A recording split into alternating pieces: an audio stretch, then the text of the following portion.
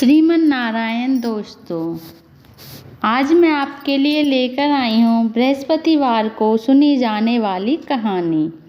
एक दिन इंद्र अहंकार पूर्वक अपने सिंहासन पर बैठे थे और बहुत से देवता, ऋषि, गंधर्व, किन्नर आदि सब इस सभा में उपस्थित थे। जिस समय बृहस्पति जी वहाँ आए तो सबके सब उनके सम्मान के लिए खड़े हो गए, परंतु इंद्र गर्व के कारण खड़ा न हुआ। यद्यपि वह सदैव उनका आदर किया करता था, बृहस्पति जी ने इसे अपना अनादर समझकर वहाँ से उठकर चले गए। तब इंद्र को बड़ा दुख हुआ कि देखो, मैंने गुरुजी का अनादर कर दिया, मुझसे बड़ी भारी भूल हो गई। गुरुजी के आशीर्वाद से मुझको यह वैभव मिला है, उनके क्रोध से यह सब नष्ट हो जाएगा, इसलिए मुझे उनके पास जाकर ही क्षमा मांगनी चाहिए, जिससे उनका क्रोध शांत हो जाए और मेरा कल्याण हो। ऐसा विचार कर इंद्र बृहस्पति जी के आश्रम पर गए। बृहस्पति जी ने अपने योग बल से यह जान लिया कि इंद्र क्षमा मांगने के लिए उनके आश्रम आ रहे हैं। तब क्रोधवश उनसे भेंट करना उचित न समझ वे अंतर्ध्यान हो गए। जब इंद्र ने बृहस्पति जी को आश्रम में नहीं देखा, तब वह निराश होकर लौट आया। जब दैत्यों के राजा वृषवर्मा को यह समाचार विदित हुआ, तो उसने अपने गुरु शंकराचार्य की आज्ञा से इंद्रपुरी को चारों तरफ से घेर लिया।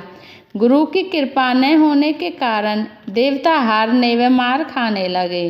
तब देवताओं ने जाकर ब्रह्मा जी को विनय पूर्व सब वृत्तांत सुनाया और निवेदन किया कि महाराज, दैत्यों से किसी प्रकार हमारी रक्षा कीजिए।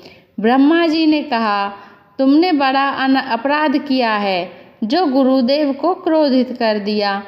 त्वष्टा ऋषि के पुत्र विश्वरूपा बड़े तपस्वी और ज्ञानी हैं, उन्हें अपना पुरोहित बनाओ, तभी तुम्हारा कल्याण हो सकता है। यह वचन सुनते ही इंद्र त्वष्टा ऋषि के पास गए और विनीत भाव से कहने लगे कि आप हमारे पुरोहित बन जाएं, जिससे हमारा कल्याण हो। त्वष्टा ऋषि ने उत्तर दिया कि पुरोहित बनने से तपोबल घट जाता है, परंतु तुम बहुत विनती करते हो तो मेरा पुत्र विश्वरूपा पुरोहित बनकर तुम्हारी रक्षा करेगा। विश्वरूपा ने पिता की आज्ञा से पुरोहित बनकर ऐसा यत्न किया कि हरि इच्छा से इंद्र वृषवर्मा को युद्ध में जीतकर इंद्रासन पर स्थित हुआ। विश्वरूपा के 3 मुख थे। एक मुख से वह सोमपल्ली लता का रस निकालकर पीते, दूसरे मुख से मदिरा पीते और तीसरे मुख से अन्न आदि भोजन करते। इंद्र ने कुछ दिन उपरांत कहा कि मैं आपकी कृपा से यज्ञ करना चाहता हूँ। विश्वरूपा की आज्ञा अनुसार यज्ञ प्रारंभ हो गया। एक दैत्य ने विश्वरूपा से आकर कहा कि तुम्हारी माता दैत्य की कन्या है, इस कारण दैत्यों के कल्याण के निमित्त भी एक आहुति दैत्यों के नाम पर दे दिया करो। विश्वरूपा उस दैत्य का कहना मानकर आहुति देते समय दैत्यों का नाम भी धीरे से लेने लगा।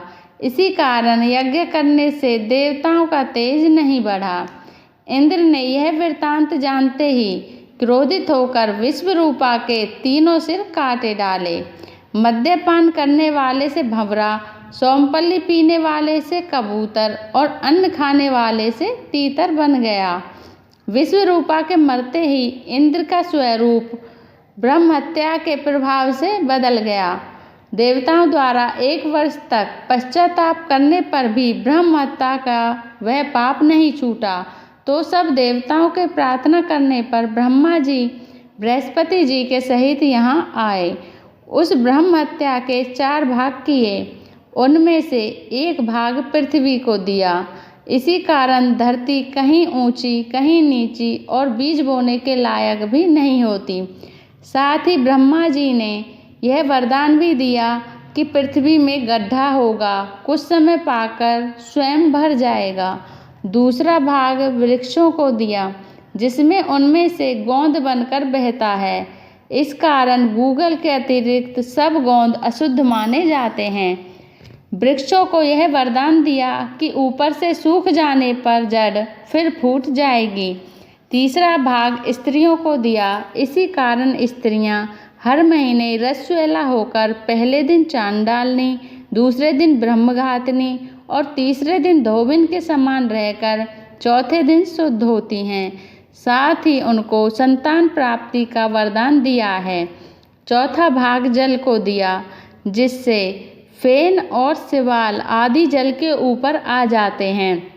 जल को यह वरदान मिला कि जिस चीज में भी डाला जाएगा वह बोझ में बढ़ जाएगी।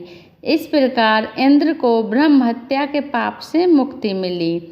जो मनुष्य इस कथा को पढ़ता या सुनता है उसके सब पाप बृहस्पति जी महाराज की कृपा से नष्ट हो जाते हैं। बोलिए बृहस्पति भगवान की जय।